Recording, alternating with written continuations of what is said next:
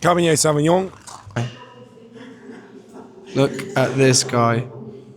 Good morning, Chucky Eggs. Where are we going? Vineyard. in Mendoza. Mendoza. And how are we feeling?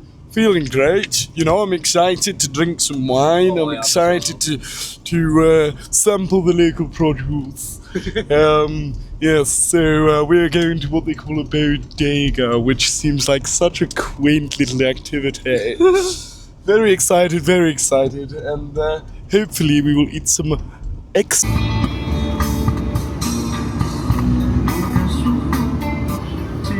Welcome everyone to the first vineyard. We're gonna get a little tour. We're gonna have lots of wine. We're gonna give you a little review, a little taste through the camera of them all, and it's gonna be great. It's absolutely sweltering. So yeah, pray for my sweaty back. So we just tried some unreal grapes. We had Malbec, Cabernet Sauvignon.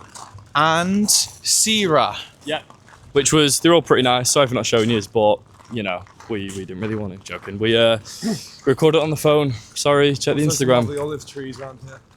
There are. So they have olive trees here around here because it stops the solar wind, which can deteriorate the quality of the grapes. So that's the reason why there's olive trees here. And this is the only bodega, the only vineyard in all of Argentina that collects the grapes at night. Don't know why, but pretty cool fact. The skin. To protect the skin. See you soon.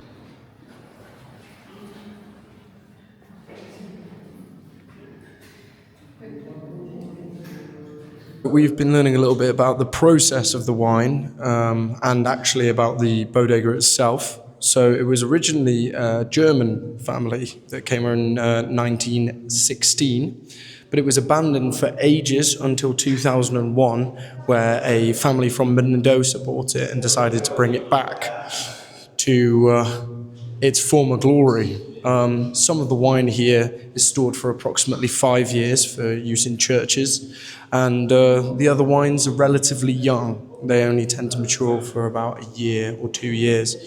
But yeah, this place is incredible. They've got their own process where they mature the grapes and collect them at night as to not damage the skin, to get the most flavor out of it. And look at this guy. Look at this guy. We're trying to be professionals here, man.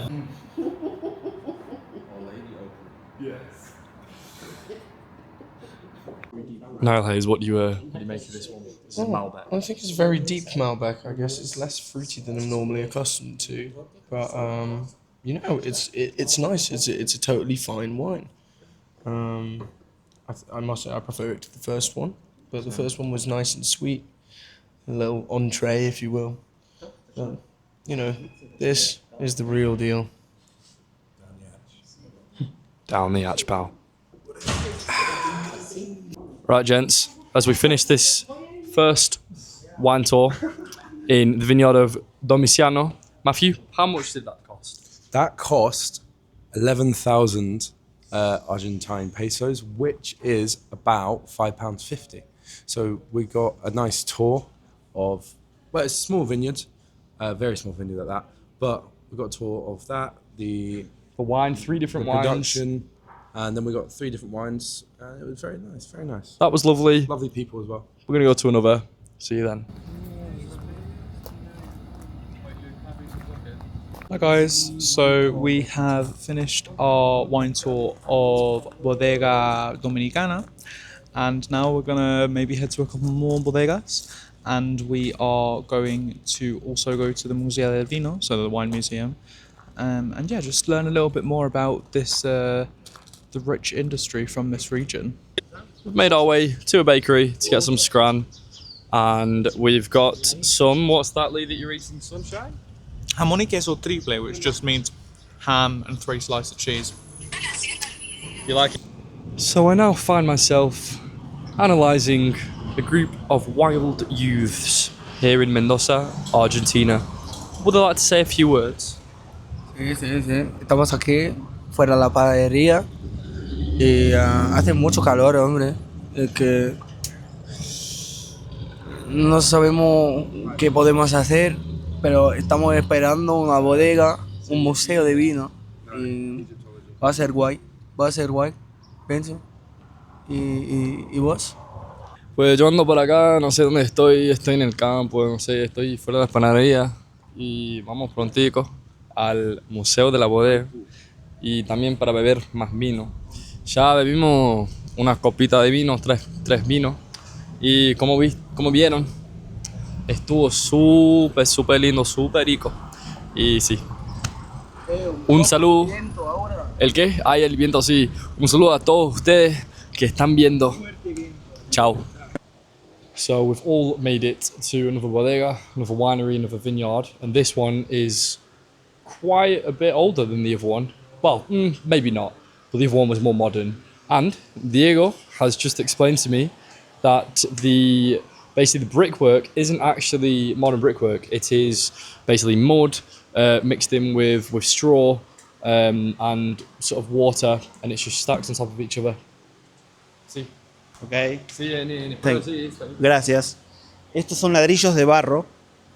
Ladrillo de barro que se hace con tierra, agua y, si se alcanza a ver, paja normalmente del trigo. Sí. Lo que sobra del trigo se hacen los ladrillos de barro. Se usaban mucho antiguamente. Todas las colonias vinieron a asentar en barro por la temperatura, Sí. mantenían mucha temperatura y los techos altos para que mantengan bajas temperaturas. Muchísimas gracias, Diego. Hello. Goodbye.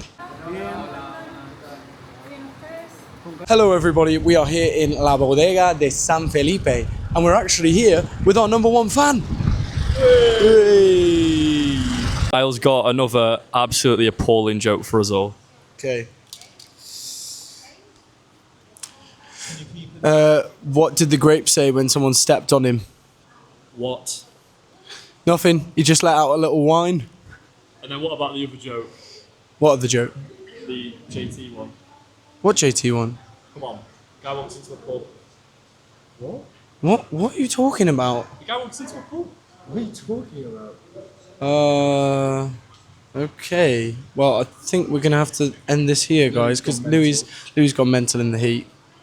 Would you just look at all of those barrels? This place is stunning. So here we are in the wine museum of San Felipe, and this place, this entire bodega, is 140 years old. So we've seen here some of the more, primitive ways of creating the wine. So here we have the bags in which they collected the grapes. So this was then transferred to this hide, which was an ox's hide. They'd crush it with their feet and it would come out of the tail of the animal, which thank God they don't do anymore. Then it would be transferred into here, where they would keep this on top just to make sure no bugs got in there. And then someone would transfer this vase into this vase over here, which probably took quite a lot of strength. So throughout the years it's developed, and this is the biggest wine museum in all of the Americas. It's got the most pieces of viticulture, and it's got 5 million. It's got 5 million pieces of artifacts, and also we basically got told that a lot of the artifacts which you saw in the beginning, pre-colonial artifacts, were from the Huarpes, which were an indigenous community which hardly exists now. There are only a very small percentage of them. And it's thanks to them, essentially. This land was, like a desert. They dug canals, allowed for irrigation. And because of them, when the Spanish came, invaded, and brought grapes, they were then able to utilize the systems that they'd already built around them to then create wine, make wine, cultivate wine. Yeah. Yeah. So the reason that it's of such high quality is because of the conditions created around it. They've got water. There's also a process in the modern wine culture that planes go through the sky, releasing a chemical that breaks down the hailstones. So they don't damage the grapes as much. Yeah. But it's fertile land, and it keeps the grapes of a very, very high quality. Thank you, Mr. Niall Hayes. Not a problem. After a little bit of history for you lot, we now find ourselves at the table with our wine. This is a Malbec wine, and we've all got a thing to say about it, haven't we? So I just wanted to tell you a fun fact that the woman just said about. So a lot of the times we associate things like dark chocolate, berries, meat, and things like that. But she was actually saying that a lot of it is just psychological. So when you go to smell a red wine, your brain has kind of already made up what it's going to smell like. So some of those things that you're expecting to smell will come up naturally, even if they're not there. Just gonna do a Howard Wilson and think with my pipe. No smoking on the block. It's just a pipe. Oh, good-o. It's lovely here. It's very cool in the temperature and the building. Yeah. Got the straw, the roof. It was lovely. Yeah. Really liked seeing all the old technology, as you saw before, that now explained perfectly. Thanks, mate. And yeah, all these little bottles as well. They're so lovely. Yeah. Very nice little bottle. Unique, I'd say. I like Mendoza. It's very Charming. nice. Charming. Charming. Oh, good-o. Oh, good-o. The chaps have a few words to say to you all. Go on, chaps. We've been Ant, Deck, Ross Kemp. Yes. Nice to meet you. And Diego. Yeah, if you ever find yourself in Mendoza, I'd highly recommend doing the wine tours. Yes. Even if you don't like red wine, like myself, because it's valuable experience. Very valuable. Well, we will see you guys when we get back.